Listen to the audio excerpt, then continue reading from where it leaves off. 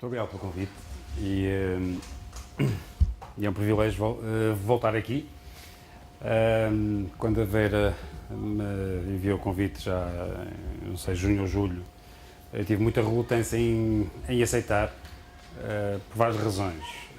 Primeiro porque para poder ter algo relevante a partilhar, para partilhar é preciso tempo. Tempo esse que eu infelizmente não tenho muito, ou não tenho tido muito.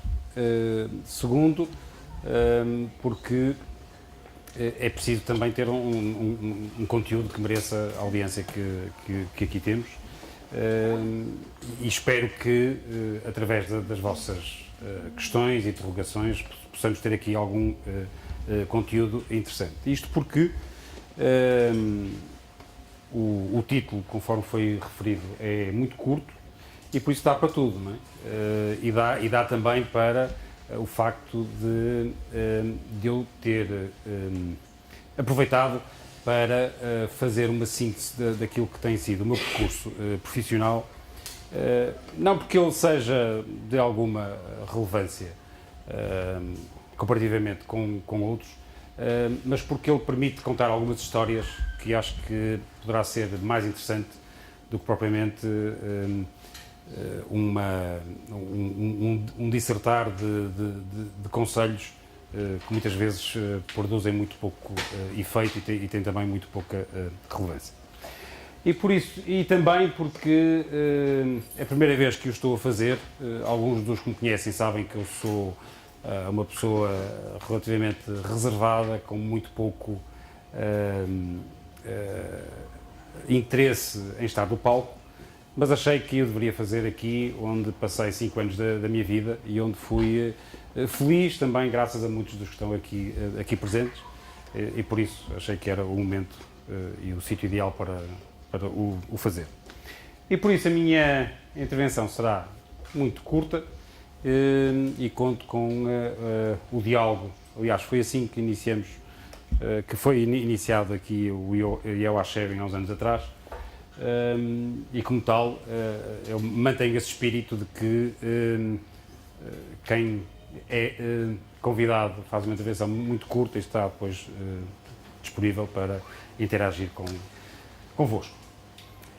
Muito bem, relativamente aquilo que tenho hoje para partilhar convosco, isto é no fundo aquilo que é algumas imagens, as imagens de resumo que eu consegui fazer hoje às 4 da tarde do meu percurso profissional, sendo que do que mais me orgulho é deste aqui. Esta não é a loja do meu avô, onde eu comecei aos 7 anos a ter o primeiro contacto com clientes, mas é muito parecida. Tínhamos uma balança destas, exatamente igual, e foi aqui que eu tive a minha primeira experiência com o mercado, com clientes, com contacto com o público. E a primeira lição que aprendi, neste caso, foi que é determinante nós estarmos em contacto direto com o público, ou seja, é só através de um contacto com os clientes que nós conseguimos ter a percepção daquilo que é os motivos pelos quais não compram, aquilo que podemos fazer para facilitar a venda, e terceiro, de que temos efetivamente que fazer pesquisa e que fazer análise ao comportamento dos consumidores para podermos ter um produto que seja relevante para eles. E lembro-me, isto com 7 anos, eu sou um privilegiado neste sentido, porque tive desde muito cedo contacto com o mundo de negócios e das empresas, e lembro-me que o meu avô tinha um produto, que era aquele coco ralado para fazer coquinhos, não é? E que não havia maneira daquele produto ser vendido. E perguntei ao meu avô qual era a razão, ele não sabia explicar, e comecei a perguntar a alguns clientes. E percebi uma coisa muito simples, que eles não sabiam fazer a receita. Ou seja, não sabiam fazer, apesar de ser muito simples, não sabiam fazer a receita. Pedi a uma vizinha minha que era uma doceira excelente, para me dar a melhor receita de coquinhos ralados, e comecei a disponibilizar a receita em papel aos clientes, E começamos assim a vender um produto que até então não tinha qualquer saída. E por isso esta foi, eu diria, a minha primeira grande lição, em termos de que temos que estar ao balcão para podermos conhecer os nossos clientes, ou seja, que temos que estar em contato com os clientes, e por mais informação que nos possam dar, esta é uma informação muito importante. Segundo, que temos que estudar o consumidor para perceber quais são as necessidades que tem. E três, que temos que adaptar o produto, ou ter add-ons, ou ter informação adicional para que o mesmo possa ser comprado pelos clientes. Isto é um ZX Spectrum, eram uns computadores que quando eu tinha 10 anos, acho que eram os únicos, se calhar, que se vendia em Portugal. E o meu pai tinha lojas de eletrodomésticos, e apesar das lojas terem uma série de vendedores, percebi na altura que muitas vezes aquilo que são as pessoas que estarão à partida mais habilitadas para vender um produto, neste caso os vendedores da loja, não eram os que tinham as skills, as habilitações, o conhecimento necessário para o vender. E isto também foi uma lição importante, e eu, que na altura, hoje não, mas na altura percebia imenso de computadores, nomeadamente deste produto, era de longe o que tinha mais sucesso em termos de venda deste produto. Porque era o utilizador, coisa que os outros não eram. Dois, porque percebia efetivamente do produto e tinha assim todos, ou grande parte dos argumentos para o vender.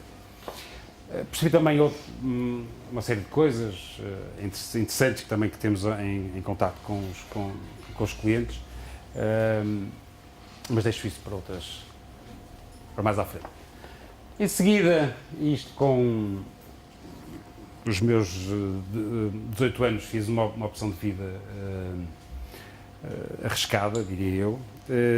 Saí do conforto da vida que tinha com o meu pai, e saí de casa, porque a coisa que eu mais queria na vida era ter um negócio meu.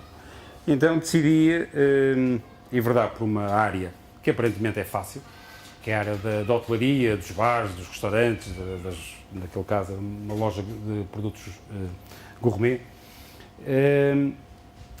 E percebi também várias coisas. Que em termos de, nomeadamente na área de restauração, que há N variáveis incontroláveis, e razão pela qual, durante muitos anos depois, eu disse nunca mais quero estar nesta área dos serviços e de turismo. Percebi que de pouco adianta termos as componentes todas que à partida são as mais relevantes para ter um negócio de sucesso na área da hotelaria, porque ao lado abre um espaço que tem determinadas características que não obedecem àquilo que é o padrão que eventualmente está definido, e que esse tem sucesso, e que aquele que nós fizemos com os estándares todos não tem, e por isso uma grande variabilidade na componente dos serviços, e a intangibilidade também da componente de serviços foi uma lição muito importante. E depois continuei a seguir, tive alguns anos como gestor comercial na Nobrinde, e aí percebi duas coisas. Percebi que é possível estudar e trabalhar ao mesmo tempo. Eu fiz o meu curso ao mesmo tempo que trabalhava, e por isso, tanto mais que eu tinha que pagar, e por isso foi também uma lição importante. Percebi a importância da logística, porque nós, a Nobrinde importava essencialmente brindes do Oriente, e percebi a importância da logística, e terceiro, da confiança que é trabalhar com o mercado chinês. À partida, quem não tem muita experiência com o mercado chinês tem muitas dúvidas sobre a capacidade de execução e de entrega. Eu trabalhei cerca de 7 anos com o mercado do Oriente e dezenas ou centenas de encomendas que fiz, nunca tive um único problema, quer do ponto de vista da fiabilidade do produto, quer do ponto de vista da capacidade de entrega. Recordo-me das operações mais difíceis que tivemos, foi uma encomenda de 1 milhão de canetas para a Sonai, em que foi um processo de procurement, de entrega ao cliente, de toda a logística associada, que demorou mais de 6 meses. E em todo o processo o fornecedor foi exímio do ponto de vista da entrega de todos os compromissos com que se tinha comprometido. Dirigi depois uma agência de comunicação e aí aprendi várias coisas, aprendi a respeitar os criativos e o trabalho dos criativos. Muitas vezes achamos que o trabalho de um criativo, de um logotipo, de uma estratégia de comunicação, de uma página, etc., que é algo fácil e que qualquer pessoa pode fazer. E percebi que eu odiava ser criativo e de manhã ter que ter ideias fantásticas e poder responder ao briefing que nos é dado, e por isso aprendi a respeitar este trabalho. 2, aprendi que nunca se deve entregar ao cliente parte de uma componente importante do nosso serviço, ou seja, nós vendíamos essencialmente estratégias de comunicação, e quando fazemos as propostas aos clientes, meia estratégia de comunicação já lá ia. E percebi, quer dizer, depois de muitos falhanços, percebi qual era a principal razão desses falhanços, e a principal razão era, efetivamente, que estávamos a entregar uma parte muito importante da componente do nosso produto de uma forma grata, free, e que isso fazia com que depois o cliente nunca fechasse a venda. E foi uma lição muito importante que depois me serviu para muitos outros casos. Mas aprendi também uma coisa que tem um valor muito grande, que há determinadas profissões ou determinadas atividades, como por exemplo uma agência de comunicação, em que nos dá digamos, um raio uma panóplia de conhecimentos em diversas áreas, que fez com que fosse das áreas em que eu mais tivesse prazer em estar. Ou seja, não é um trabalho rotineiro, não é um trabalho, digamos, que eu tenho que ser especialista num determinado setor de atividade económica, e foi, quer dizer, nós tivemos projetos desde lançamento de joias, projetos na área da agricultura, trabalhamos a identidade de um sindicato, etc. Ou seja, deu-me uma perspectiva sobre diversos setores económicos, e deu-me também esse conhecimento de que há algumas atividades que nós podemos desenvolver e que nos traz esse conhecimento, e outras que não. Na Porto e Norte de Portugal, isto já não sei há quantos anos foi, mas foi há muitos, tive a primeira prova da capacidade que existe em, com um orçamento pequeno, conseguimos criar um grande impacto. Essencialmente eu tive 6 meses com este projeto, e essencialmente o que fizemos foi articular a presença do Porto e Norte de Portugal, que é uma região de turismo, se quiserem, articular a sua presença na maior feira europeia de turismo. maior feira de turismo na Europa é a Fitur, em Madrid, e só para terem a noção, nós tínhamos, por isso nós estávamos presentes no pavilhão de Portugal, que imaginem era esta sala, e o nosso espaço para podermos fazer a promoção deste destino turístico era o equivalente a este, que aqui está, ok? Por isso, este é o stand, Portugal, nós tínhamos isto, ok?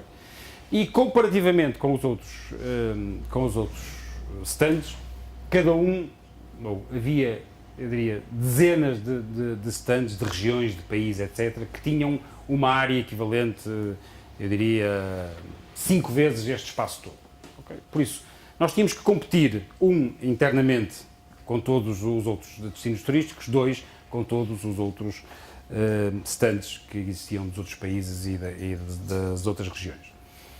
E conseguimos que a iniciativa que teve maior sucesso, maior impacto em termos de mídia, foi a abertura na televisão espanhola, teve cobertura de página no El País, etc. Foi a iniciativa que nós fizemos. Okay? E qual foi a iniciativa que nós fizemos? Primeiro, e também foi uma lição importante. Na altura, começava-se a discutir aquilo que era as preferências dos consumidores na área de turismo. Se era por países, se era por regiões, e na altura começava a ser consensual que os consumidores na área de turismo não procuram países ou cidades ou regiões, etc. Procuram essencialmente experiências. E com esta informação fomos olhar para aquilo que eram as experiências que o Porto e Norte de Portugal poderia provocar ou atrair para os turistas, e tínhamos duas hipóteses. Ou vamos criar um produto novo para atrair esses turistas, ou vamos olhar para aquilo que temos, para aquilo que são as características que já existem e entregar aos turistas que não conhecem essas características ou esse produto. E foi também uma grande lição, porque constatei que muitas vezes consumimos recursos a tentar inventar ou a tentar criar algo que muitas vezes não está sequer de acordo com as preferências dos clientes, em vez de olharmos para aquilo que são as competências que já existem e o know-how que já existe. E no caso do Porto e Norte de Portugal havia uma coisa única, que é o São João. O São João existe no Porto, existe em Braga, existe numa série de cidades pelo Porto e Norte de Portugal, e ainda por cima tem alguns objetos associados a esta festividade que são também únicos, como o caso do martelo de São João, como o alho porro, como os manjericos, etc. E isto, quando devidamente embalado, e depois é uma festa de rua, e ainda por cima uma festa popular de rua, etc. E isto nunca tinha sido embalado e entregue aos turistas. E foi precisamente isto que fizemos, uma coisa muito simples. Compramos 60 mil martelos de São João, contratamos depois como o budget era baixo, tínhamos que recorrer aos estudantes para podermos fazer uma ação interessante com muita gente dentro de uma feira com estas características, com milhares de pessoas. Esses estudantes eram estudantes de turismo, queriam ir à Fitur porque nunca tinham ido. Nós pagamos as caminhonetas, eles chegaram lá, distribuímos os martelos de São João e eles começaram a dar marteladas pela feira toda, com uma coisa também muito low cost, que era um folhetozinho impresso no martelo de São João, e foi um sucesso tremendo. A feira parou, começamos a distribuir os martelos só às 5 da tarde e depois só no dia seguinte. E a feira parou completamente, com gente a pedir, dos outros stands a pedir cunhas para conseguir um martelo, não sei, uma coisa inacreditável. E fizemos isto com um orçamento mais baixo que alguma vez tinha sido feito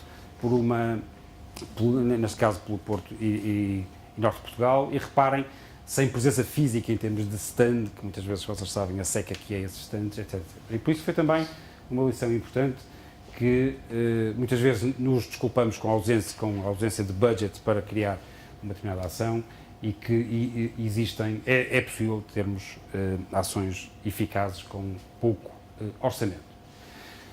No IPAM, a grande lição que aprendi no IPAM, eu estive lá um ano e qualquer coisa,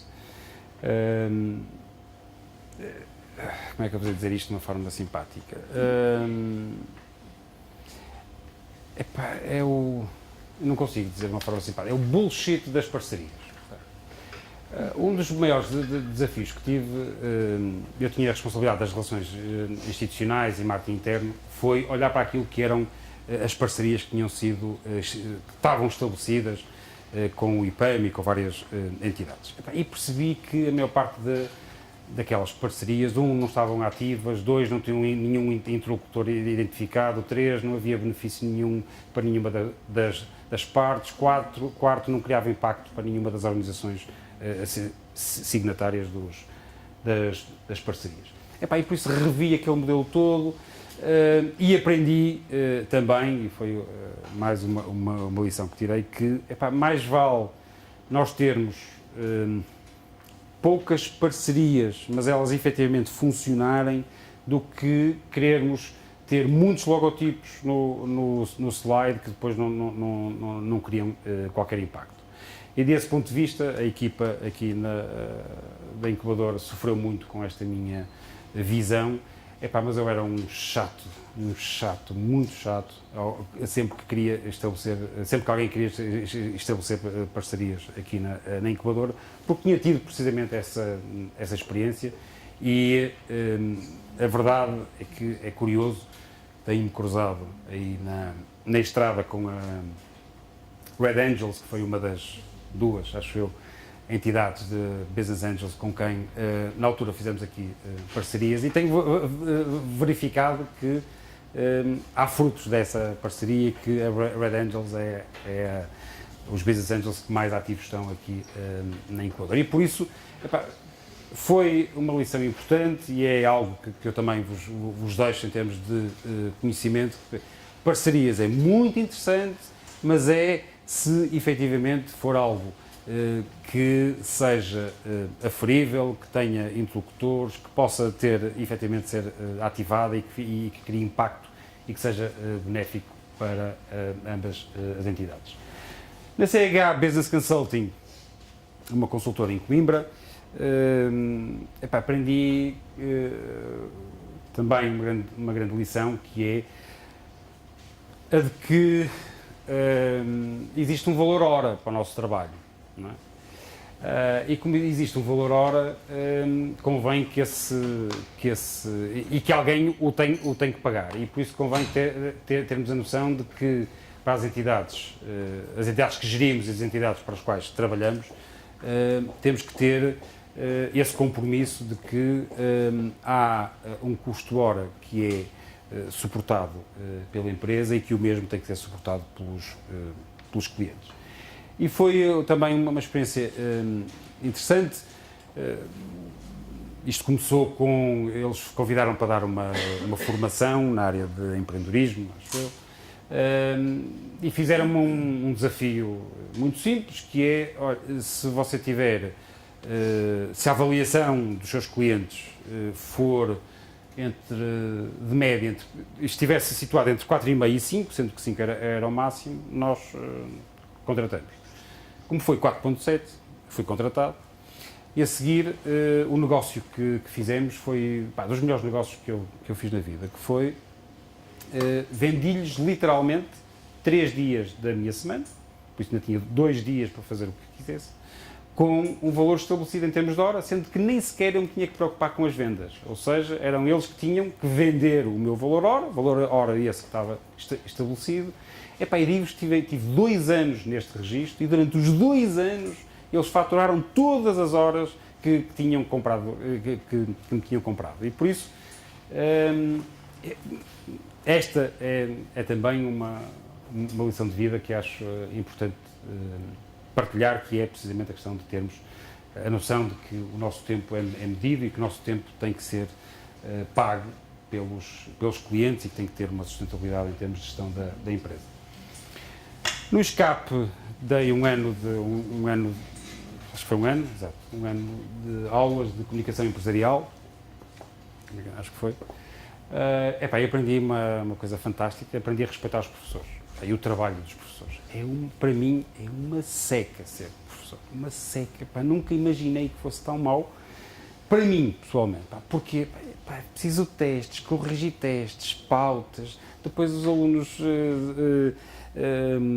reclamam as notas, é preciso fazer uma nova prova, não é para mim, de todo não é para mim, mas foi importante porque, aprendi a respeitar o trabalho dos professores, que não tinha esta percepção. 2, percebi que há alunos verdadeiramente interessados e que é muito heterogéneo gerir uma equipa, digamos, uma sala de aula, em que verdadeiramente há assimetrias muito grandes em termos de conhecimento e de também interesse naquilo que estamos a desenvolver. E por isso foi também uma experiência que também acho que é importante partilhar, que é os professores, o trabalho de professores é muito consumidor de tempo e muito, na minha perspectiva, muito difícil de fazer. Na Casa da Música, aprendi várias coisas, das quais destaco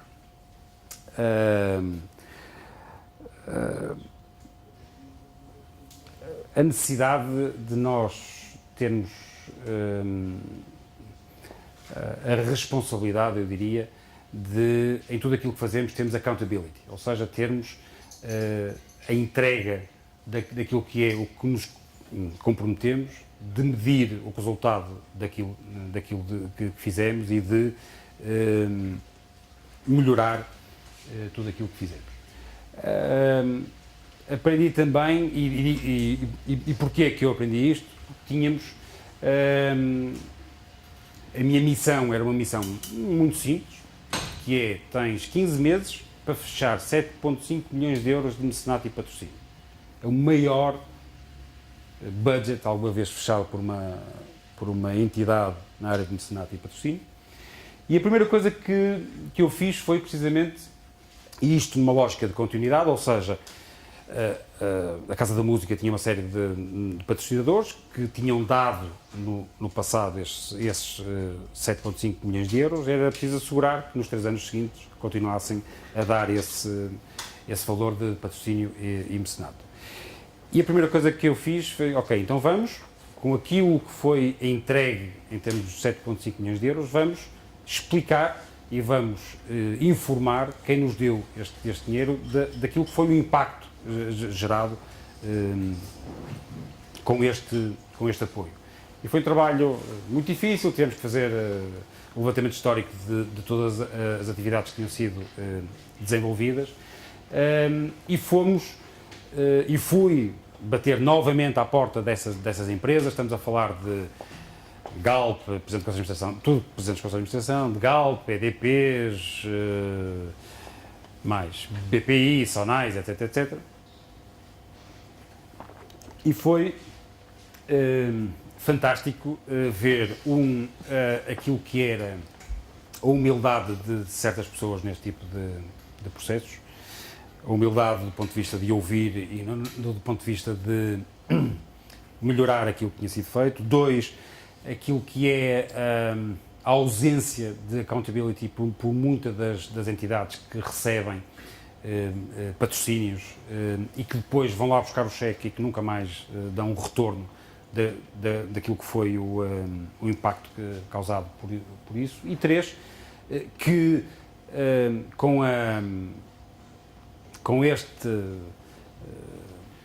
entrega, ou seja, depois de dar este passo, tudo a seguir foi muito mais fácil de conseguir os contratos seguintes. Obviamente que aquilo que foi a primeira lição que eu vos referi, ela foi determinante.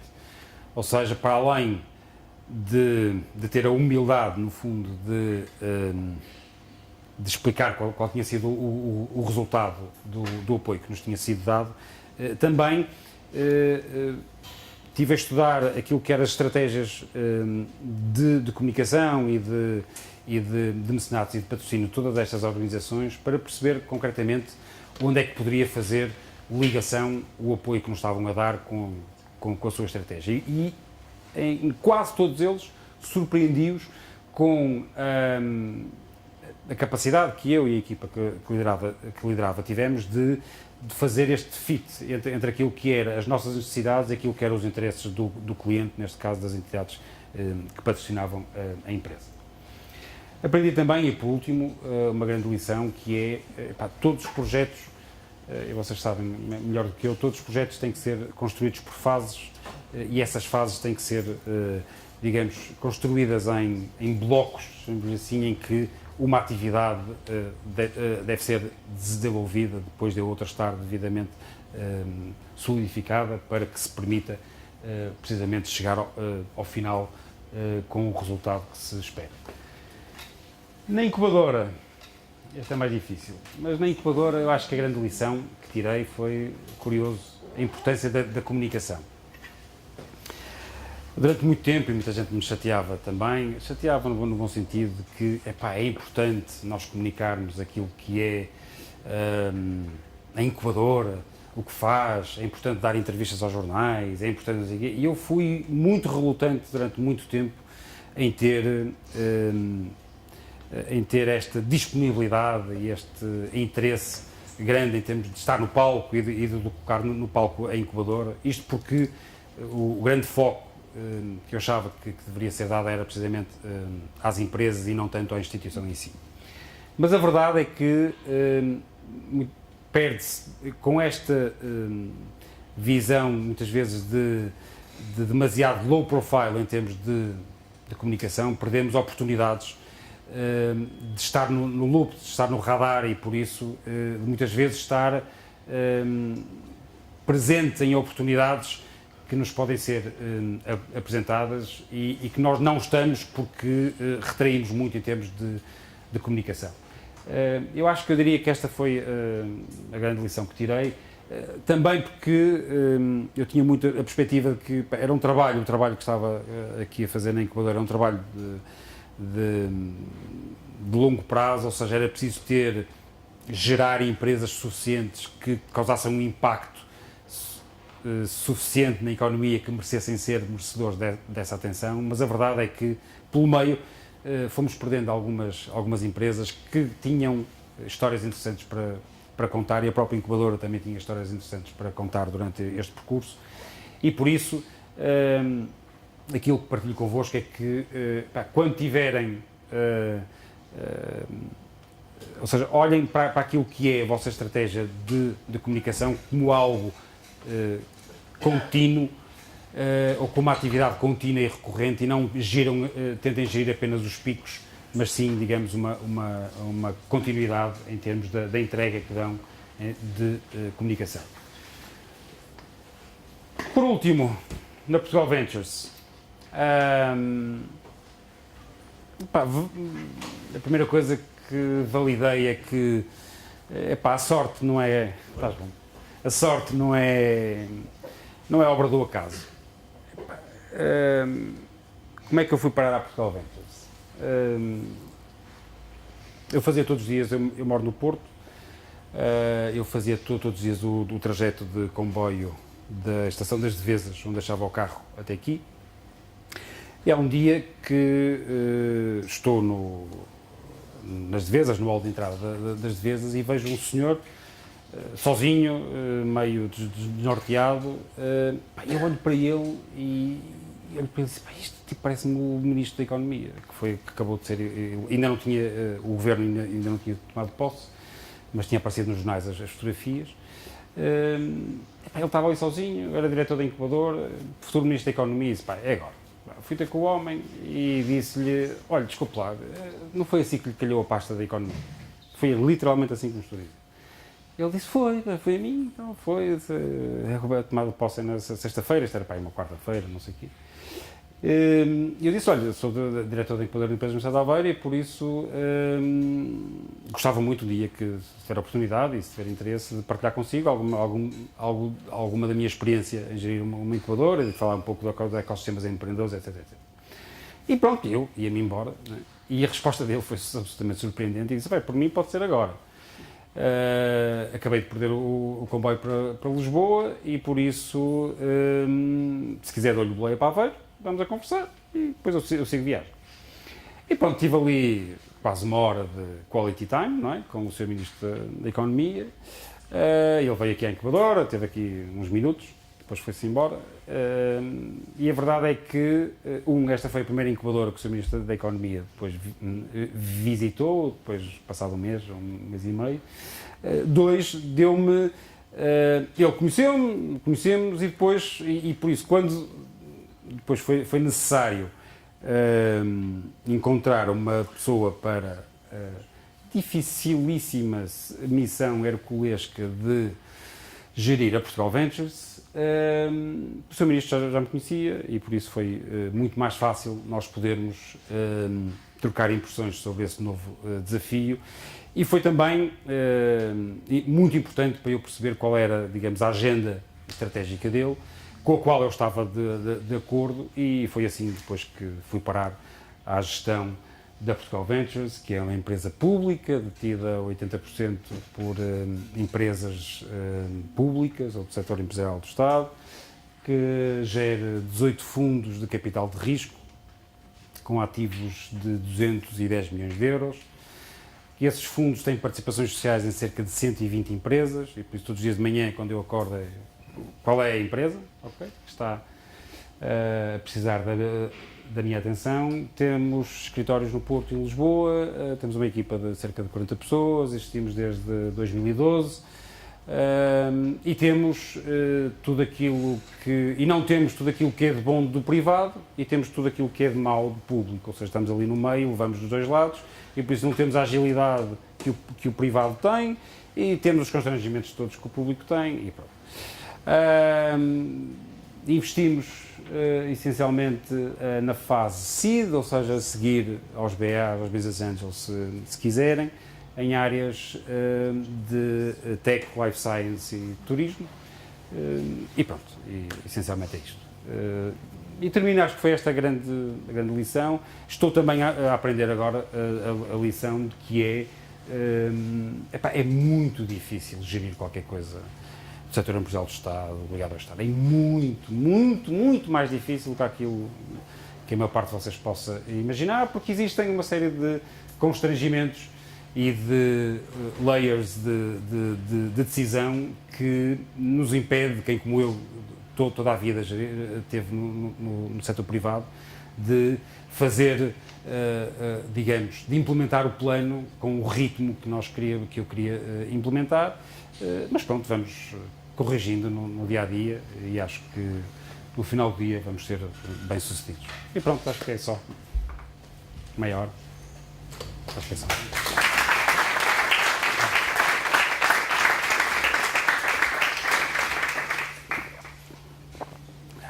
De improviso e seguida, hein?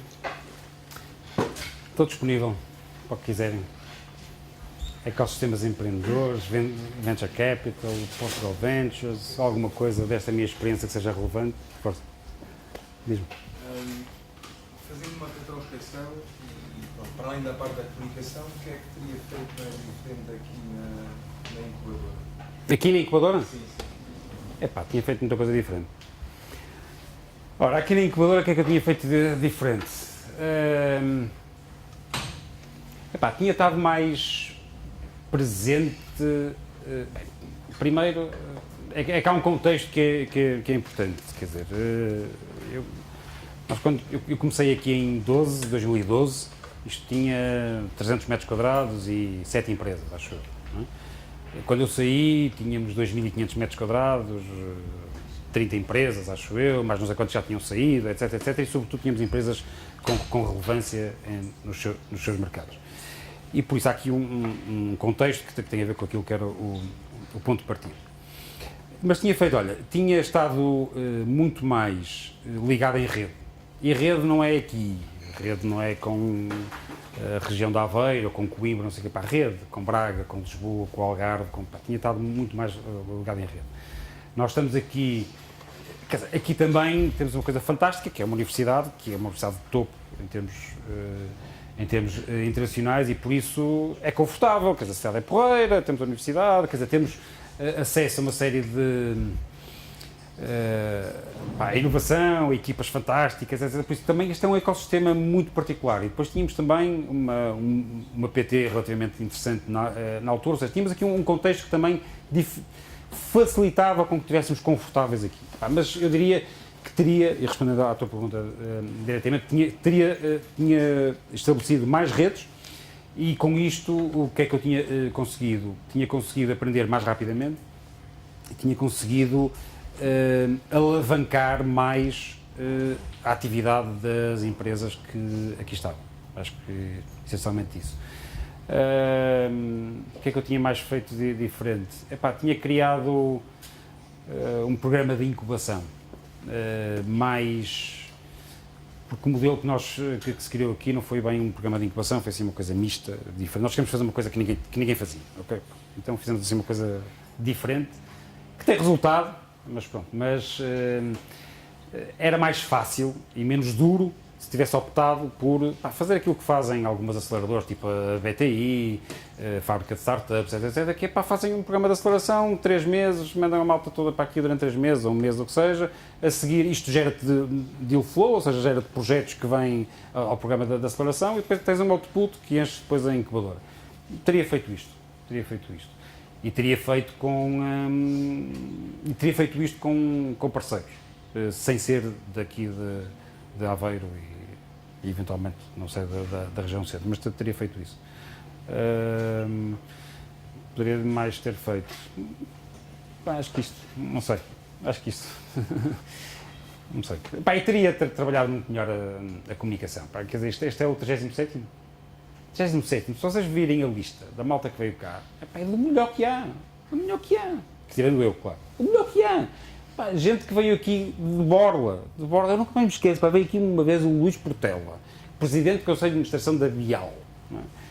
O homem, eu fui com ele até à reitoria, depois no final, o homem queria tirar o carro do parque, tinha que pagar, porque eles nem sequer se lembraram disso, eu nem tinha moedas, ele não tinha moedas, nem sequer o parque lhe paguei. Ou seja, gente que tem esta disponibilidade em termos de giving back, de dar o seu tempo, e tivemos gente do melhor que há.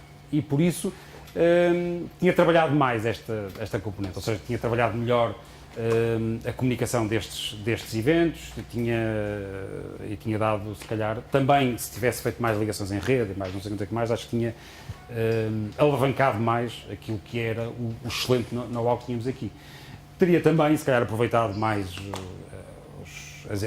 os investigadores e os docentes que temos aqui, alguns de referência internacional, para se calhar também fazerem mais coisas connosco. Sei lá, teria feito tanta coisa, não sei. E teria feito, teria talvez conseguido fazer uma ligação com maior impacto em termos dos recursos que a Universidade tem e aquilo que estas empresas aqui precisavam. Acho que aí poderíamos ter sido muito mais ambiciosos e muito mais...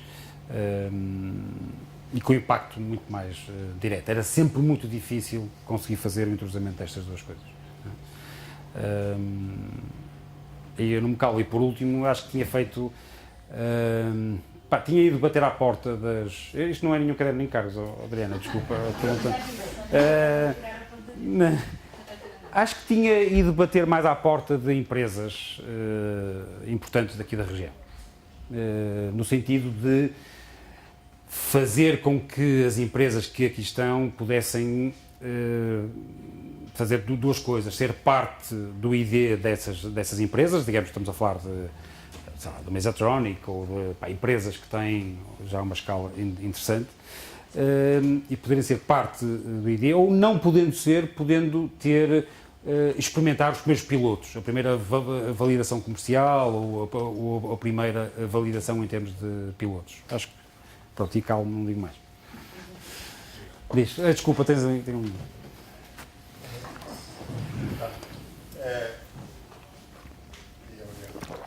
Eu vou dar como você dá-lhe uma crítica. É no sentido de nos ajudarmos todos juntos. Ótimo. Eu cheguei aqui atrasado porque fui parar à IERA. E onde? Ali no... Não, eu li. Sim, já percebi. E fui parar No estádio, não? Não. É que a IERA são muitas A vezes. IERA, que não está anunciado na página. Ah, não sei. Ok, É a dita Feira de Março. muito bem. É onde eu estou a dizer. Sim. E, portanto, isto é um contributo só para Ok. a experiência da comunicação. Eu cheguei, apesar de chegar, não estava lá ninguém. E É. a notícia que eu li na comunicação social não tinha um local. E como na comunicação digital, a IERA tem 2 espaços, mas que não se distinguem também Uhum. digitalmente, eu imagino que, tal como eu, o setor Ok. aqui desta casa, que foi no 147, fui professor, fui editor, Muito bem. fui empresário, então continua certo que eu imagino que é difícil para os outros, não é, que não têm este bom conhecimento. É o que eu disse, a comunicação é tramada. Temos que investir. Já não vou dizer Obrigado. para quem me está a ouvir, mas... Francisco. Obrigado. Ah, desculpa. Não, Desculpe. mas o meu tempo acabou. Não, estás à vontade, desculpe. Não. Pensava que era só essa nota. É o seguinte, eu devo ser se quer falar sobre o Portal Ventures e sobre a IA. Correto. A minha experiência, estou a comentar a minha experiência como inovadora, eu tentei ir com a universidade versus spin-offs de empresas existentes. Portanto, eu próprio, para falar noutros, eu tentei ir à Universidade da Beira, na Beira de Júlia, na Equador, fazer spin-offs de empresas comprando patentes à universidade. Uhum. Como dizia há bocadinho, o trabalho era por, entretanto, até a professora agricultora morreu, que era o falecido professor do Braço. Uhum. Demorou tanto tempo que foi uma coisa simples. A Sim. universidade não conseguiu atribuir um valor À patente. nem conseguiu saber quem é que tinha a patente. Uhum. E, portanto, isso Claro. está por resolver. E, portanto, morreu a spin-off, morreu a empresa que ainda está disso, qual havia só tratado privado. Uhum. Empresas. Sim. Não morreu por falta de subsídio, Sim. morreu por uma falta de dificuldade da tomada. Está claro. Em valor económico, sim. Em relação a outra empresa que também está viva, que também foi formada, que tentei instalar aqui na Equadora, que agora não é presentes, mas depois a Câmara reclamou, ficou muito zangada, porque não era nada para a universidade, com eles. Gastei mais ou menos o meu trabalho pessoal, gastei 80 horas em reuniões, abrindo um portal que era um lado da noite, e no final fez uma reunião com 7 pessoas que foi chamado Presidente da Prefeito do Parque. O que acontece? Isto é para vir ajudar a seguir algo que está a fazer isto. Já aqui nesta questão da IERA, está aqui, para ver se consegue que se separem as águas, ou então que se juntem as águas no mesmo mar. Não faz muito sentido haver competição na IERA, dentro da Aveiro, com Claro. uma crítica tão pequena. Não é tão pequena como isso. Acho que fica aqui um bom desafio. Mundialmente é pequena. E tanto isso Ok. não morreu, mas não, Muito já bem. morreu, porque a Câmara, ou seja, a Comissão de Claro. Serviço me chamou lá para dizer que uma empresa tinha sido formada a 27 de Claro. dezembro. Mas pelo menos tem a questão do registro de horas, que acho que é importante para poder. Eu apresentei para aferir. o da Claro. despesa do lado Muito bem. privado, para isso, para ajudar. Claro. Pronto, tem aqui alguns desafios que acho que é importante. Outra, em relação ao Portugal Ventures, Sim. eu sou acionista, fui administrador de uma empresa em que já falamos com o Portugal Ventures várias vezes, primeiramente já foi conhecido, mas o que acontece é que ainda não conseguimos falar com o Portugal Ventures sobre uma empresa que é aeronáutica, fabrica aeronaves sem piloto de grande dimensão, que estamos a exportar. Já submeteu a candidatura no ano? Já falámos, já vimos como é que isso era feito, já tentei fazer a candidatura, foi uma altura que a página estava, não respondia. Bom, o que eu quero dizer é que já fiz várias tentativas, cada vez que isso é nosso, que era uma coisa que era feira, como nós, Então, já a empresa percebi. formou-se, a startup formou. Mas desculpe, faça uma coisa muito simples. Submeta a candidatura online, em 10 dias nós damos uma resposta. É o compromisso que as minhas equipas têm. Se não lhe derem uma resposta em 10 dias, ligue-me. Tem que ser um formulário online. Porquê? Porque tem a ver com a traçabilidade do processo, ok? Porque tem que ter um registro de entrada e tem que ser claro para toda a gente e igual para toda a gente, ou seja, não há reuniões com o Presidente do Conselho de Administração, com o analista A, B, ou seja, há uma submissão de uma candidatura online, nós temos um compromisso público, está escrito, se for no nosso site, em 10 dias damos uma resposta. Se não acontecer isso, digam-me. É simples. Então, mas fez a candidatura online? Posso mandar para tentar também dentro da estrutura. Pronto, este compromisso, que não era público na altura, quando falamos, não tenho memória qual é que seria o timing de resposta. Pronto, mas este compromisso, que eu lhe digo agora, está online, é recente, tem 15 dias que nós disponibilizamos que nós reafirmamos este compromisso. Nada. E por isso que eu diria, é mais fácil. E eu tenho este problema, e já agora aproveito para esclarecer também os restantes, que assim, eu sou várias vezes abordado, não tanto como gostaria, porque ando pouco em contacto com os empreendedores, infelizmente, a não ser com aquelas que são as nossas participadas, sobre, gostaria de saber se este projeto pode ser investido pela Portugal Ventures, e o que é que tu achas? E eu disse, não acho nada. Só sabem porquê? Porque eu tenho um problema que é assim, eu só posso intervir no processo quando o diretor do investimento diz que é para investir. Porque se o seu diretor de investimento, a minha equipa, disser, olha, não é para investir, eu não posso fazer nada. Não posso dizer, mas eu acho que sim. Olha, mas ele até é meu amigo. Olha, não sei o quê. Não posso. Está-me proibido essa faculdade. E por isso eu só posso dizer assim, o diretor diz que é para investir, e aí eu tenho a faculdade de dizer sim ou não. Por isso eu estou muito afastado do processo, e a razão pela qual nós implementamos este processo online, com compromissos claros em termos de timing, é precisamente por isso. Ajudar os colegas os caminhos da espera já percorridos também ajuda quem às vezes, em vez de ir para a água, revogar está em caminho de terra. Eu já construí um castelo. E então, o que eu estava a dizer, esta empresa, e um dos argumentos da altura, nós passávamos no Estado, capital, no oficina de capital, com o rol capital de empresários, Claro. empresas abertas, foi uma sociedade anónima, investiu Claro. à cabeça logo 500 mil euros, e já investimos milhões.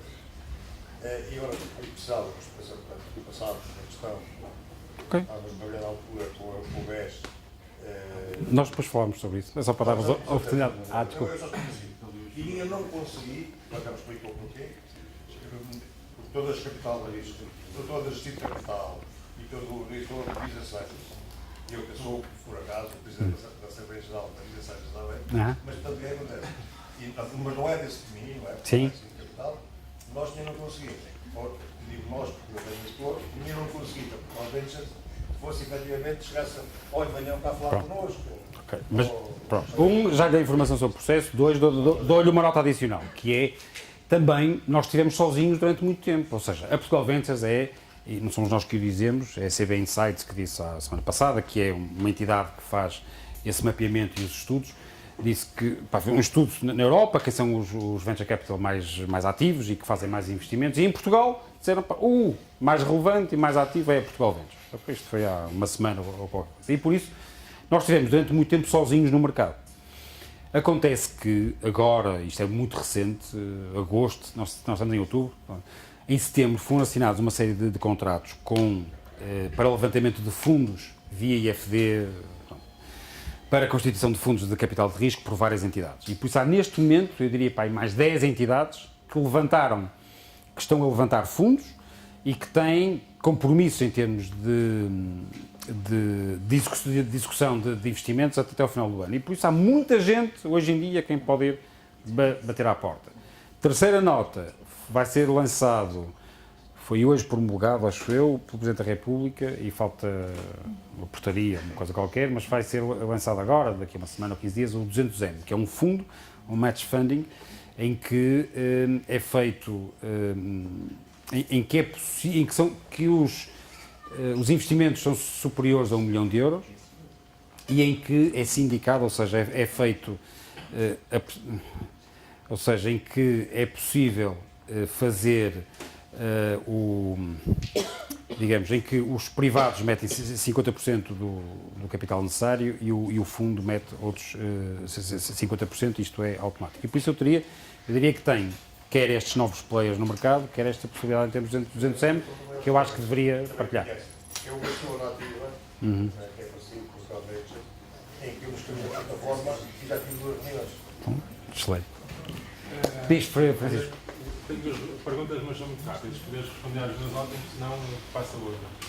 E tem a ver com o seguinte. Uma tem a ver com a tua experiência em estar aqui na incubadora e agora que estás na Portugal Ventures. Se isso mudou a tua visão sobre o mercado, não é a palavra mercado que eu quero, o ecossistema das startups.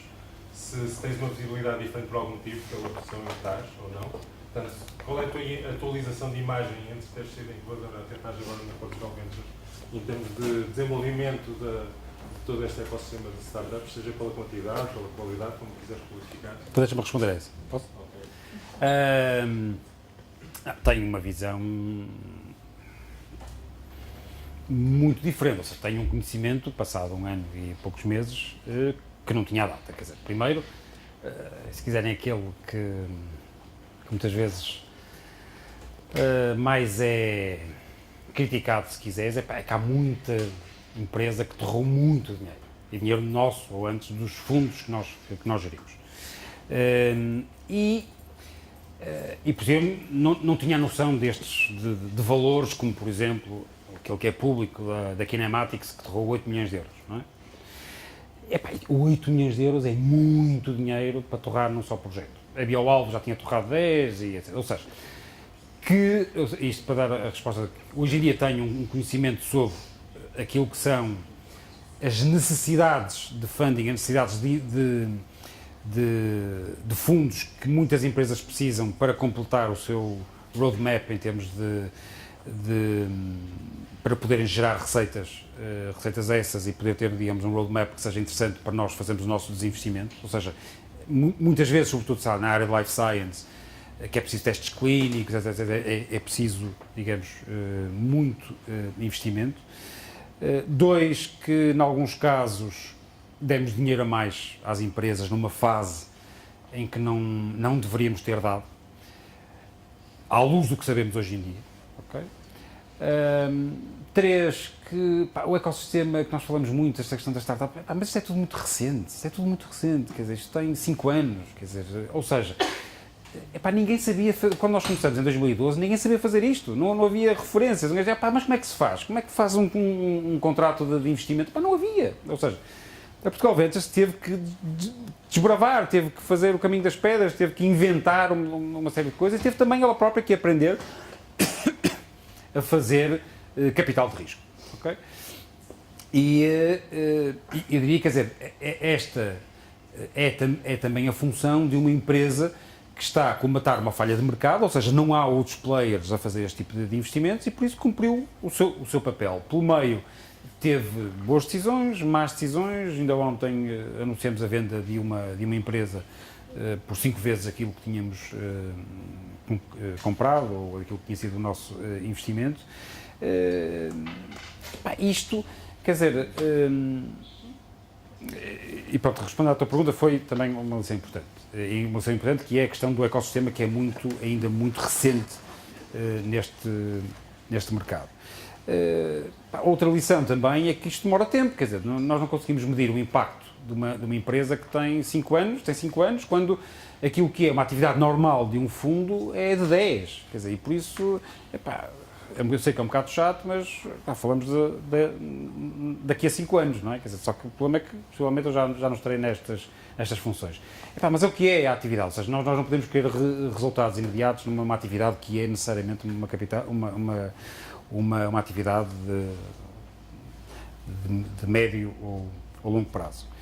Mas eu gostava que quantificasses só em termos de, sei lá, a quantidade de startups, se tem a informação que tens acesso é mais do que a pública e percebes que a maturidade das startups, a dimensão das startups, todos esses quantificadores, se achas que houve uma grande evolução só nestes últimos 2 anos? Se o crescimento está a ser tão grande da evolução desse ecossistema que já notas que... sabe, assim, Francisco, eu tenho uma visão enviesada. Só porquê? Porque a minha visão é aquilo que são projetos investíveis por nós, ok? E para te responder diretamente à pergunta, temos menos. Ou seja, temos tido dificuldade em fazer investimento. Por causa do filtro? Porque... sim, é verdade, porque aprendemos, quer dizer, porque temos um repositório em termos de informação, uma knowledge base que não tínhamos há um tempo atrás, não é? Ou seja, se estamos mais seletivos relativamente aos investimentos que fazemos. 2, temos mais clarificado aquilo que é o que investimos e o que não investimos, quais são as métricas que têm que entregar, em que meses, quais são os pressupostos, isso para hoje está absolutamente claro. E também, conforme eu referi há pouco, também há mais players no mercado. E há muitos players que têm estratégias interessantes, como, sei lá, estou a falar, por exemplo, da Startup Braga, por exemplo, em Braga, não é? Ou seja, o ABTI, não sei o quê, eles têm eles criaram, que by the way, foi uma coisa que não fizemos aqui, eles criaram tudo aquilo, as ferramentas todas e os players todos que são precisos para tu conseguires criar impacto numa empresa. Ou seja, eles têm incubadora, têm a Patena e alguns fundos pequenos que sejam associados também à incubadora, têm programa de capacitação e de formação dos CEOs, têm depois redes estabelecidas como a rede de mentores, etc. Ou seja, conseguem, isto para dizer, conseguem gerar deal flow, ou seja, projetos que depois possam ser investíveis pelos fundos que andam à volta deste ecossistema. E por isso, respondendo à tua pergunta, nós temos dificuldade em investir, porque não temos muitos projetos. Agora, eu diria que eu acho que eu acho que o ecossistema começa a ter maturidade. Ou seja, se é verdade que há, e eu admito que haja cada vez mais projetos, eu diria também que há cada vez mais projetos que morrem mais cedo. Ok? E acho que isso é positivo. Quer dizer, sei lá, nós tivemos o ano passado, acho que foi o ano passado, este ano, já não sei, um projeto que foi para as redes sociais dizer mal de nós, pior, porque nós não investimos no projeto dele, e não sei o quê, Facebook, não sei o quê. E foi curioso, não é? Que nós não respondemos, não é? E os comentários todos das pessoas do ecossistema, não é? Foi no sentido de que nós é que tínhamos feito a opção certa. Porquê? Porque começaram a colocar uma série de questões ao promotor e ele não entregava nada, quer dizer, não entregava nada que fosse no sentido de considerar que fosse investível por nós. E por isso eu acho que o ecossistema está muito mais maduro. Já agora deixa-me só adiantar duas coisas. Acho que ainda nos falta duas coisas. Pessoas que tenham falhado e eu que tenham tido sucesso, que possam disponibilizar o seu tempo e o seu conhecimento a outros, para não cometer os mesmos erros e eu para acelerarem mais rápido. E para isso também é preciso maturidade do ecossistema e 2, é preciso esta noção de giving back que tem que fazer escola, não é? E a segunda, esqueci. Isso poderia ser parte da missão do Portugal Venture ou não? A comunicação, promover isso, não é? Francisco, é assim,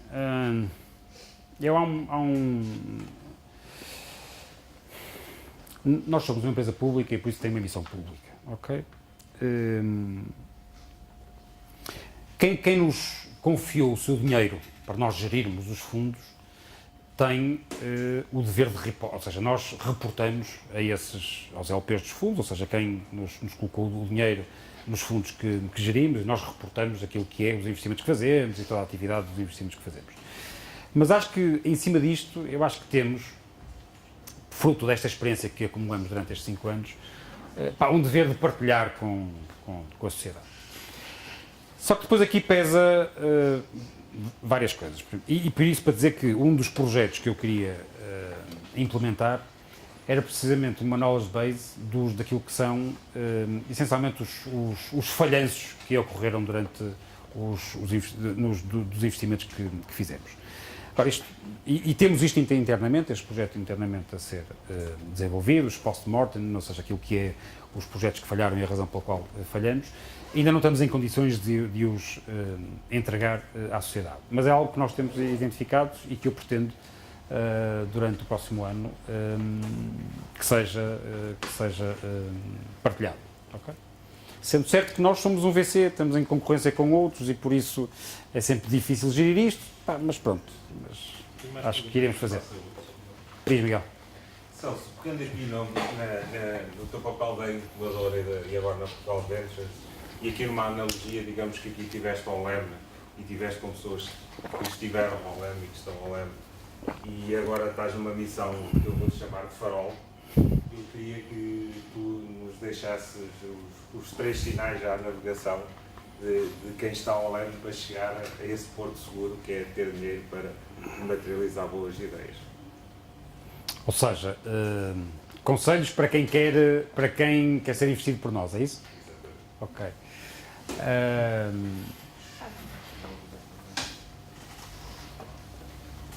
Epá, quer dizer, o primeiro conselho, que é assim menos de VC, se quiseres, é que isto é uma relação de namoro. Ou seja, epá, não adianta fazerem... tá, eu dou-vos... não vou dar. Mas assim, essencialmente tem a ver com... eu fiz... há empreendedores que fazem uma candidatura de um projeto este mês.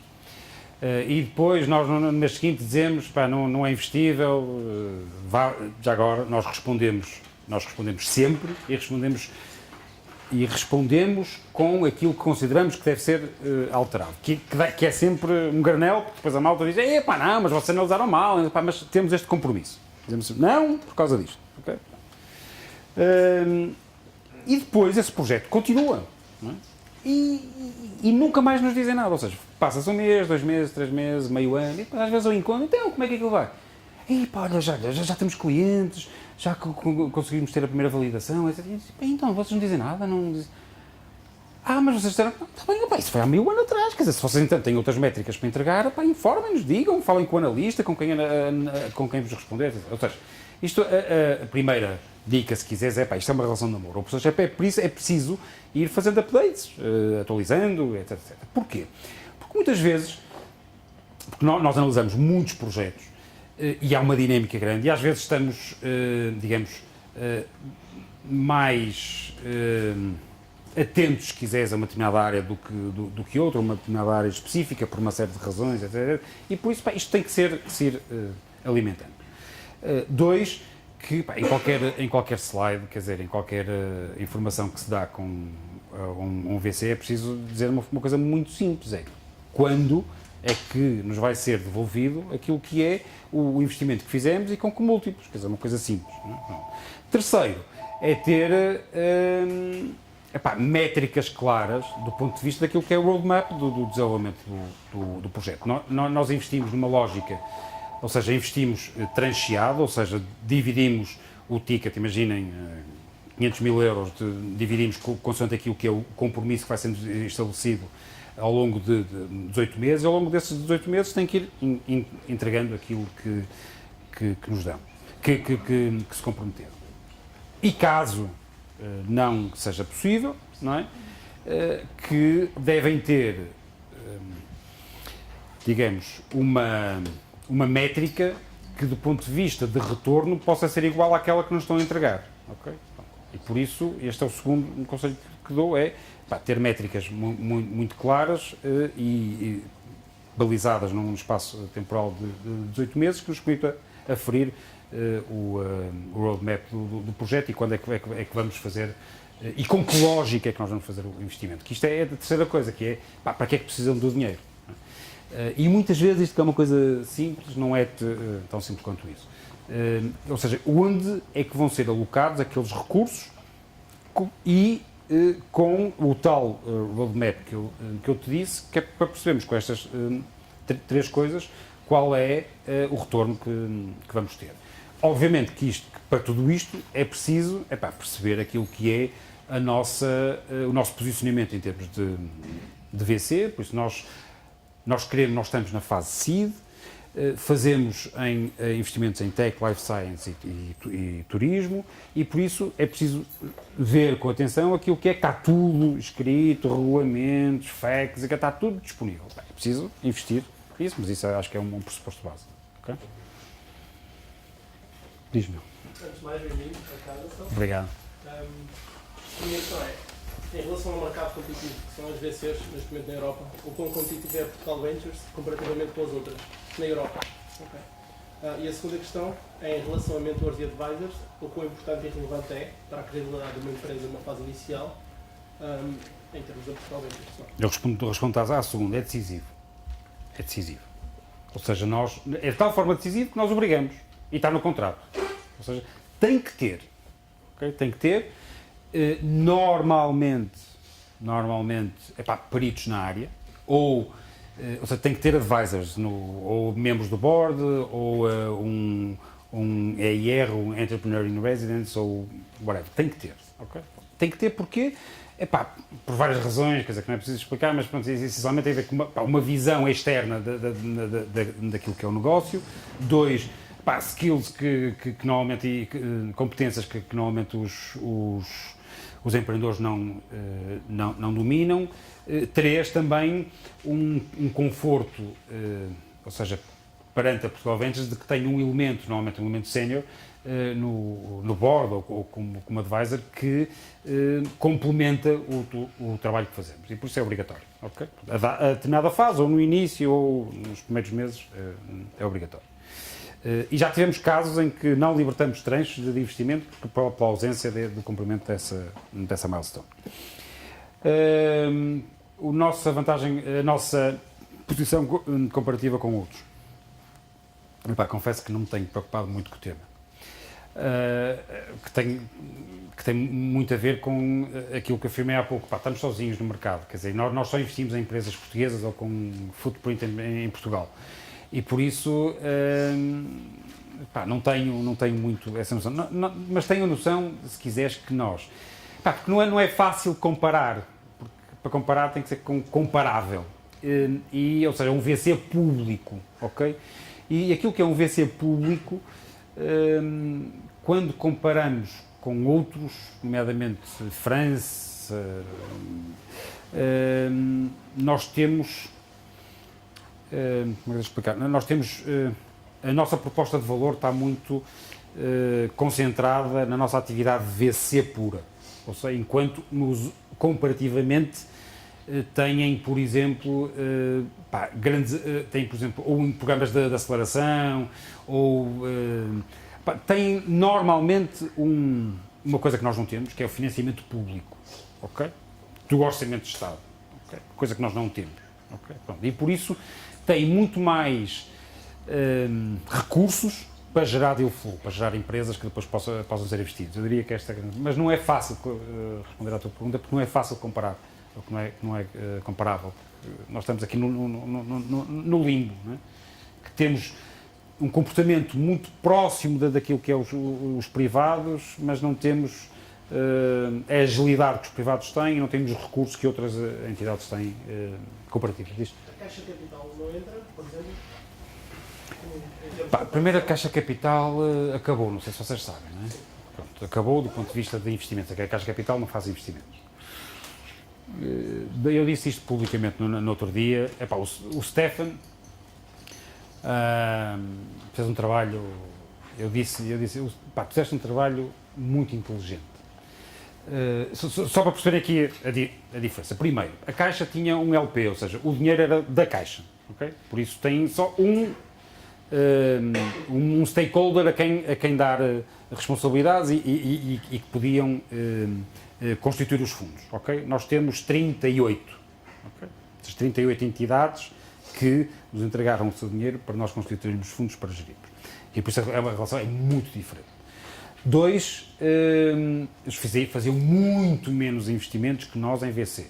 Porque quando a Caixa apresenta os dados que têm Private Equity e VC, ok? E nós só fazemos VC, não fazemos Private Equity desde 2012. E por isso, quando comparas aquilo que é a nossa atividade de investimento com a atividade da Caixa, nós estamos muito acima do nível do montante de investimento efetuado pela Caixa. Terceiro, eles tinham uma abordagem muito interessante, que, enquanto nós estamos muito no terreno à procura de projetos, eles tinham uma abordagem muito interessante, que é, apoiavam programas de aceleração, ou seja, gera deal flow, okay, gera projetos, e depois iam lá dizer, epá, nós entregamos um prémio de 100k, que não é um prémio, é uma possibilidade de investimento de 100k na empresa, e com isto conseguiam ter acesso ao melhor deal flow que existia em Portugal de uma forma muito simples, faziam depois os programas de aceleração, estavam no final dos programas de aceleração, investiam, etc, etc. E por isto era uma abordagem muito inteligente, mas muito mais, por isso com uma equipa muito mais pequena, muito mais apenas com um stakeholder que é a Caixa e com muito menos investimentos do que nós. E depois faziam outra coisa, desculpe, que nós não fazemos, que era, investiam em fundo, ou seja, os fundos deles investiam em outros fundos, ok? Fundos de fundos. Ou seja, por exemplo, eles dizem que são, uma das participadas dele é a Farfetch, ok? Vou-vos explicar. Ou seja, um fundo da Caixa que tem participações num fundo e que esse fundo participa na Farfetch, ok? E por isso nós não temos isto. Ou seja, os nossos fundos que participam diretamente nas empresas, nós não temos participações em outros fundos de capital de risco. E por isso são coisas muito diferentes. E o que acontece em programas como o BGI? O BGI era outro caso? O BGI era um programa de aceleração, muito interessante, acho que acabou, não é? Acabou. Acho que acabou. Acabou.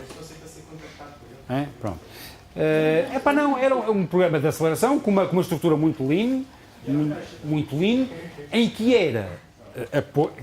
era sponsorizada, se quiseres, pela Caixa. Sim, a Caixa pagava, não sei, 100k por ano, uma coisa do género, para sponsorizar aquilo, e eles geravam deal flow, geriam as candidaturas, porreiro, não sei o quê, faziam um programa de aceleração, e depois eles iam ao filé mignon e diziam, ora, vamos lá ver os que saíram, vamos ver se investimos, e depois investiam só naquelas que lhes interessavam. É uma abordagem muito interessante. É o que eu posso dizer. Não sei se falhou ou não se falhou. Há muitos projetos que foram investidos pela Caixa através do programa da BGI, que estão aí no mercado e que estão com métricas muito interessantes. Agora, o programa em si, não sei se acabou ou não, mas é possível que acabe por falta de financiamento. Se não tem um sponsor, isso é como todos os programas da aceleração quase que existem, não é? Que é, a BTI é a mesma coisa, também era o programa não sei o quê, todos têm que ser sponsorizados, porque não conseguem que gere receitas suficientes para poderem serem autossustentáveis, ok? By the way, que aqui era sem sponsorização, mas pronto. Diz-me. Desculpa, lá atrás primeiro. Eu primeiro? Sim, força. Tenho uma curiosidade. Portanto, aqui o Spotlight está um bocadinho mais virado para Portugal. Temos um bocadinho mais de luz. Eu queria perceber qual é a vossa estratégia para capitalizar isto, tanto a nível de promover as empresas que já estão no vosso portfólio, como atrair investimento estrangeiro ou até promover que empresas estrangeiras possam vir para cá. Primeiro, nós temos que focar os nossos recursos nas nossas empresas, ok? E por isso, em 2012, quando começamos, tínhamos uma responsabilidade grande para com o ecossistema. O ecossistema era muito imaturo, estava a começar e tínhamos coisas do género de programas de aceleração em São Francisco, que eram pagos por nós e que depois as empresas iam para lá e durante uma semana e conheciam o ecossistema, etc. Esse tipo de coisas acabou. Okay? Acabou do ponto de vista de projetos que não sejam investidos por nós. Okay? O que é que nós fizemos? O que fizemos? Depois, a fase 2 desses hubs internacionais, a fase 2 foi, ok, então temos uma secretária nas incubadoras de referência e temos parceiros locais que ajudam a captar investidores para essas empresas. Okay? A fase 3, que é que estamos agora, que é, nós já temos a rede de contacto de todos os investidores, não precisamos de parceiros locais. 2, as secretárias estão sempre vazias, não servem para nada, é um desperdício de recursos. E por isso, qual é o modelo que temos agora? Desativamos as secretárias todas, até porque hoje em dia qualquer pessoa trabalha em qualquer lado, existem imensas soluções, e o que é que fizemos? Contratamos business developers locais, em São Francisco, Boston e Berlim. Ou seja, são indivíduos que sabem daqueles mercados locais, que sabem fazer o desenvolvimento do negócio localmente, e terceiro, de acordo com as especificidades dos projetos que nós enviamos, ou seja, que mais são alavancados nestes ecossistemas, ou seja, em Boston, Life Science, em São Francisco, a área Digital, e em Berlim, a área de Hardware, Engineering e Manufacturing. Okay? Pronto. E por isso, esse é um investimento que nós fazemos. Pá, são pessoas que normalmente ou já foram empreendedores, pá, ou foram CEOs de grandes empresas, por isso fazemos um screening muito apertado relativamente a estes business developers. Pá, e são indivíduos que são caríssimos, mas o impacto que geram nas nossas empresas é brutal. Ou seja, do ponto de vista de desenvolvimento de negócio, de abrir portas em termos de empresas locais, de testarem, de poderem fazer as apresentações dos seus produtos e venderem em empresas, pá, tem sido brutal. E depois fazemos, em alguns casos, alguns eventos nestas geografias precisamente para promover a exposição destas empresas. Em termos de investidores internacionais, por isso, como te disse, nós já temos a rede internacional toda que precisamos para... Por isso, o nosso objetivo é que esses investidores investam nas nossas empresas ou em rondas subsequentes às nossas, ou seja, que nós já não conseguimos acompanhar as necessidades de funding que essas empresas têm, para rondas seguintes, que não seed, ok? Ou dois, para poderem comprar a nossa posição e nós fazemos o nosso desinvestimento. E nesse caso, pá, nós temos contactos todos, pá, temos já 5 anos de atividade e por isso o que fazemos é um evento por ano, que é o International Investor Forum, que este ano foi no Porto, há 15 dias, em que trazemos cá esses investidores, vieram acho que 50 investidores, 30 dos quais estrangeiros, que tiveram cá só a fazer uma coisa, a assistir aos pitches das nossas participadas e a fazerem reuniões one-to-one com eles, ok? Para precisamente fazer esse trabalho. Epá, isto é algo único que nós temos, este repositório de informação e de contactos e depois estes momentos em que fazemos. Para te dizer que esses business developers internacionais de São Francisco, Boston e Berlim, para além de fazerem os trabalhos nas suas geografias, fazem também cá em Portugal, ou seja, eles vêm em Portugal, a ideia é de 3 em 3 meses, para fazerem trabalho concreto com as nossas participadas. Respondi à pergunta? É isso? Ok. Mais? Esses business developers que trabalham exclusivamente por essas empresas, o que significa que tens empresas na carteira que estão nessas 3 geografias? Não tenho nenhuma empresa na carteira que esteja nas 3 geografias, é impossível. Primeiro porque não é ou é Life Science, está em Boston.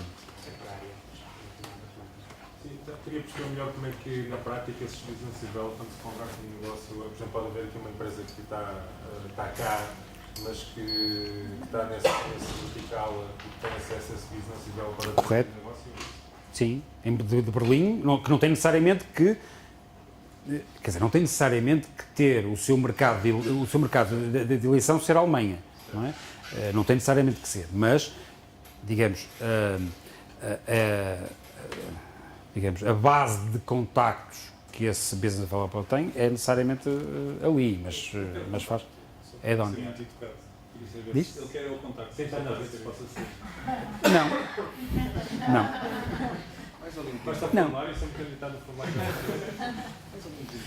Não, estamos a falar de pessoas que custam um valor hora alucinante. O valor hora mais caro que eu já alguma vez paguei. Alguma métrica que possas dar sobre o retorno, sobre essa mais-valia? Olha, várias vezes me fazem essa pergunta e eu digo-te que temos um caso recente em que uma empresa foi apresentar o seu produto ao CEO do Lidl na Alemanha. E ele não validou. Okay? E por isso digo assim, isto é uma métrica.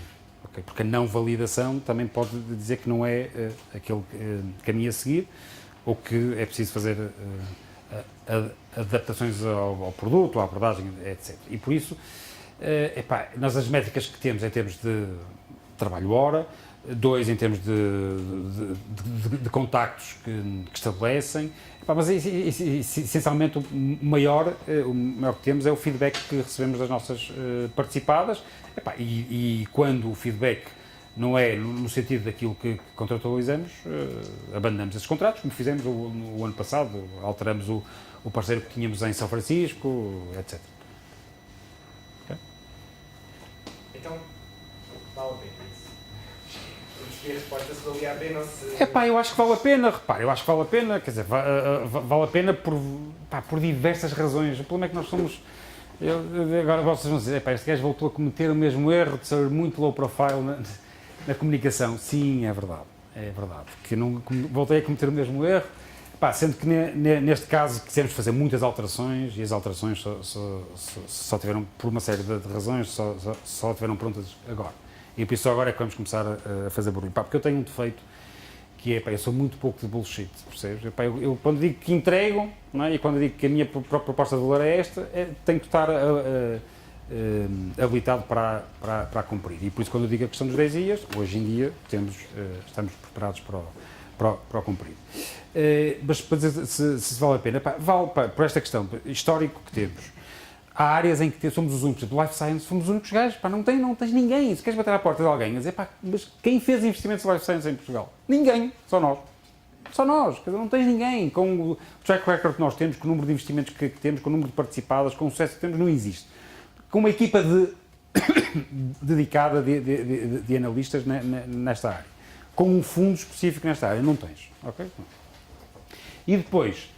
tens, e por isso, know-how e experiência em saber fazer, em cometer as neiras e em saber fazer melhor hoje em dia. Esta rede internacional, que é alvo de um screening permanente e de avaliação permanente, e foram indivíduos selecionados com base em muita experiência e que são muito caros e que, se calhar, noutros sítios não tens. Terceiro, sei lá, somos gajos chatos, nós somos gajos chatos,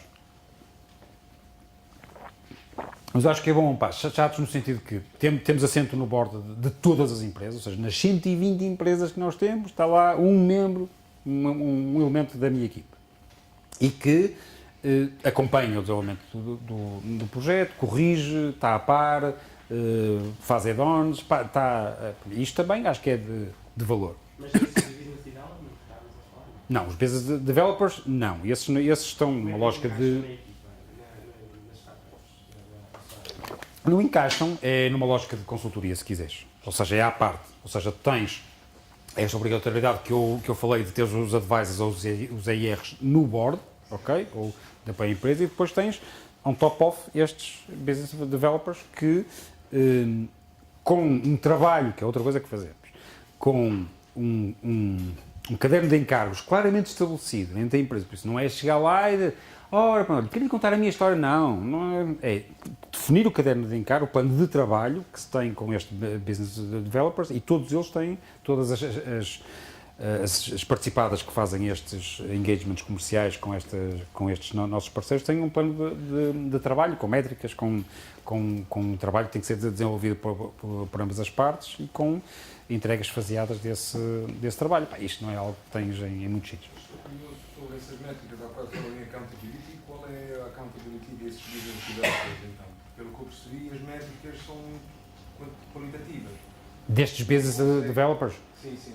São, eu não meço em termos de, como te falei há pouco, da questão do Lidl, eu não meço em termos de número de reuniões que são estabelecidas, eu meço isso. São avaliados, digamos assim, Pelos clientes,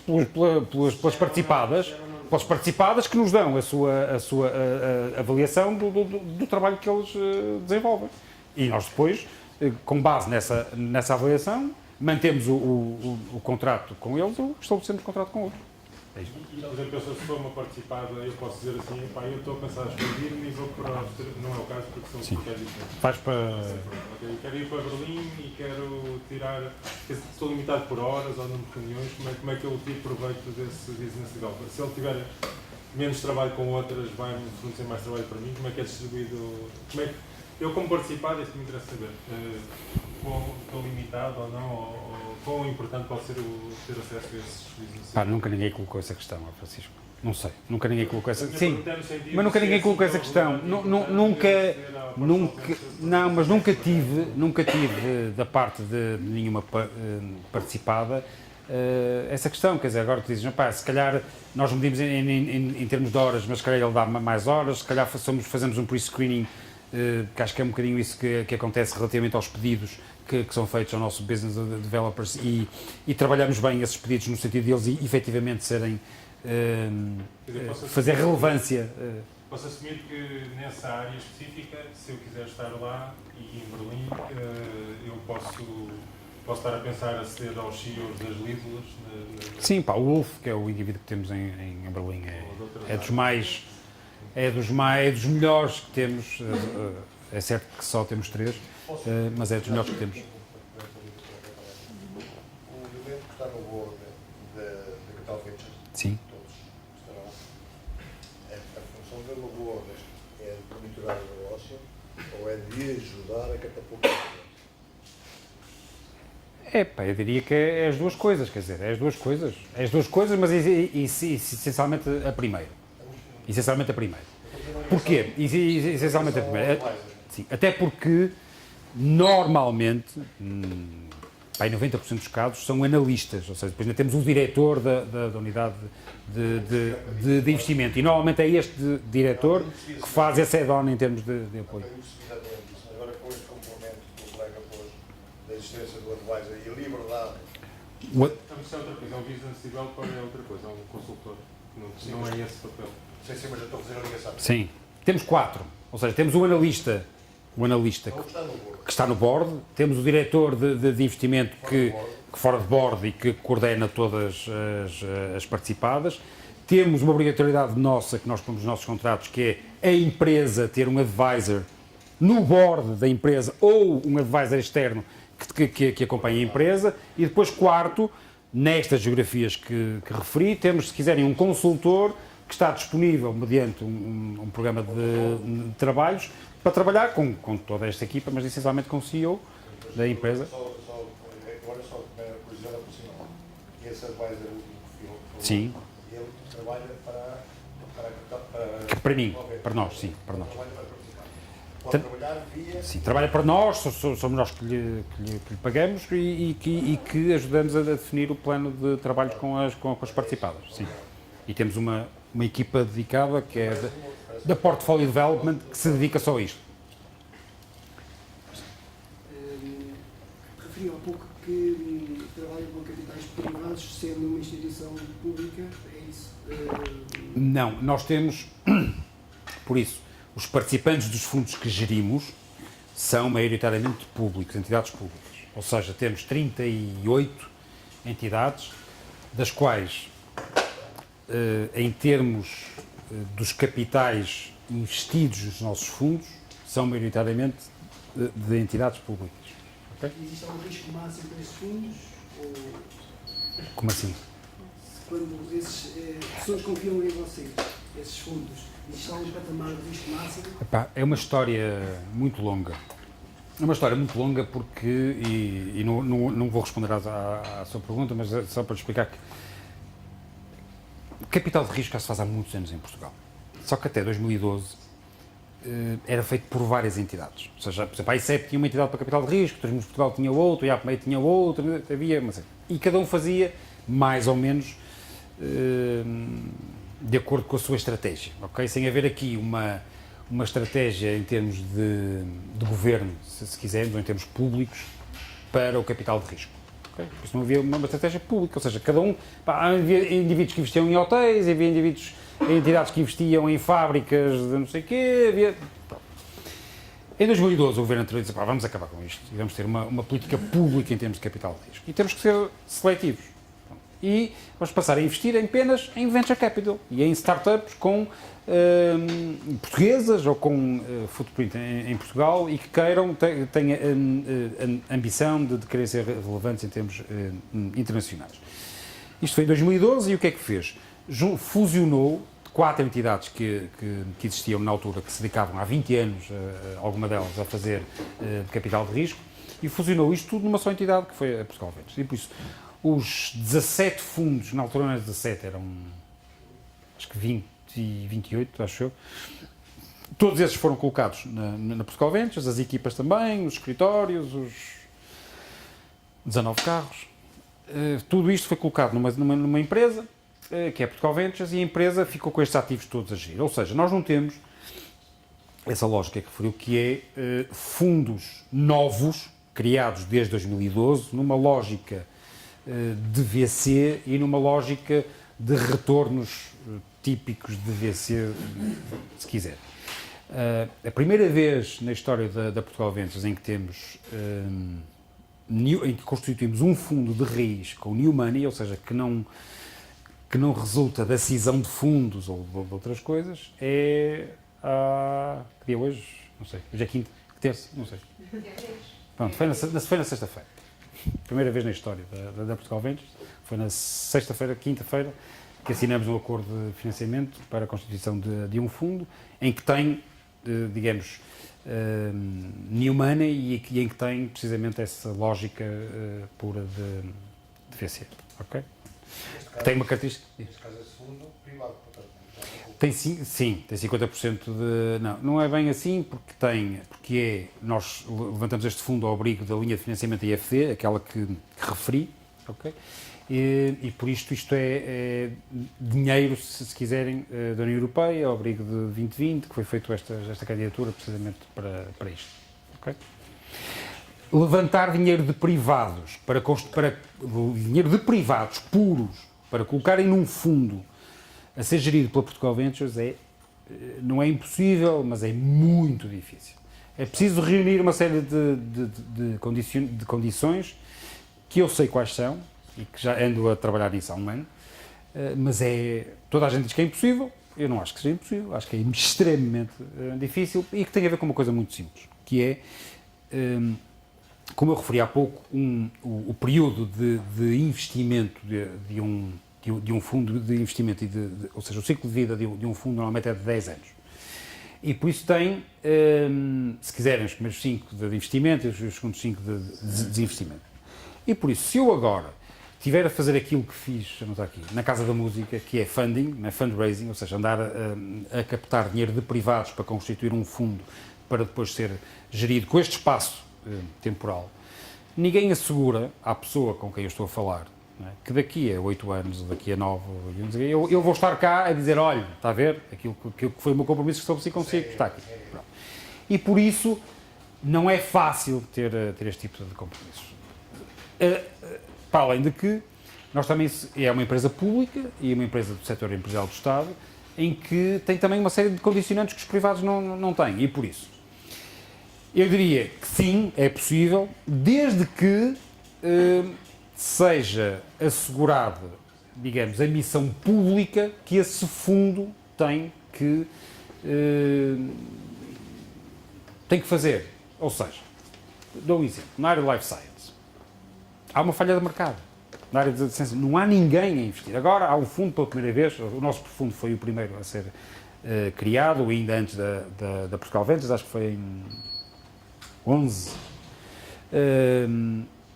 E durante estes anos todos fomos um único fundo específico na área de Life Science. Só agora, há 15 dias, uma coisa do género, é que existe outro fundo nesta área. E por isso existe uma falha de mercado aí, ou seja, há projetos para ser investidos em que não há capacidade de investimento, sobretudo em Series A, não sei. E por isso,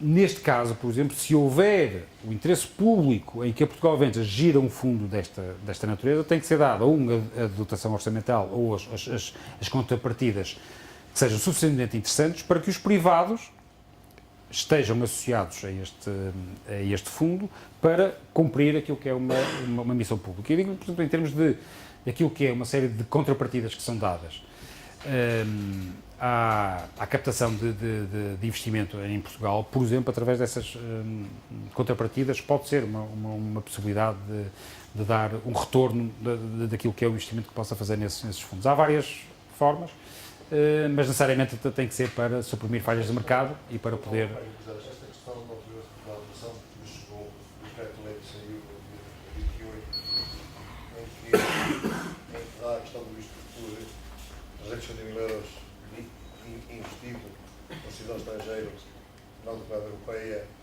em fundos não estou ao corrente. Saiu agora, 28. Não estou correto, tenho que ver. que investindo em fundos de investimento, Uhum.